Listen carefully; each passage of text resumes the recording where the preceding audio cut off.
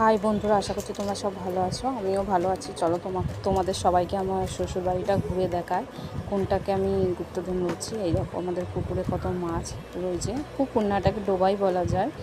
আর ওপরে দেখো, এই দেখো কত কচু বাগান হয়েছে। আমরা এখান থেকেই কচু তুলে খাই, মানে পুকুরের পাড়ে, ঠিক আছে। আর এইদিকে দেখো এই জামরুল গাছ, জাম গাছ ভর্তি, এই যে গাছে আম হয়েছে। এবছর সেরকম ফলন হয়নি, প্রতি বছর হয়, এবছর সেরকম হয়নি। আর এই হচ্ছে আমাদের জামরুল গাছ, একটা দুটো হয়েছে, বেশি হয়নি।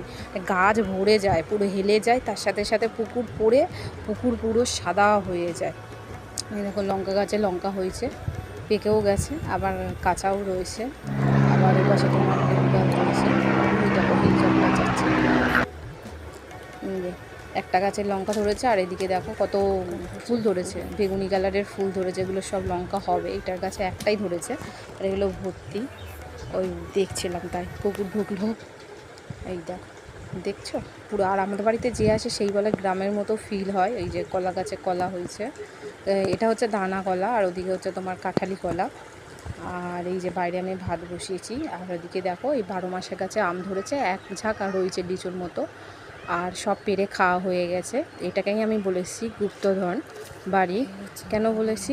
কারণ একটা গাছে আম পেরে খেতে গেলেও আমাকে বাজার দিয়ে কিনে এনে খেতে হয়। আমি যদি বলি যে আমি একটা আম পারি, মাখা খাবো, পূর্বের গাছে কটা আম হয়েছে, পাড়ার দরকার কী আছে, একে দিতে হবে ওকে দিতে হবে, ওই করে আর হয় না। ওই জন্য আমি যতবার আমি মাখা খাই, বাজার দিয়ে কিনে নিয়ে এসে খাই। কাঁচা অবস্থায় এক ব্যাগ যাবে মেয়ের বাড়ি, পেকে গেলে তারপর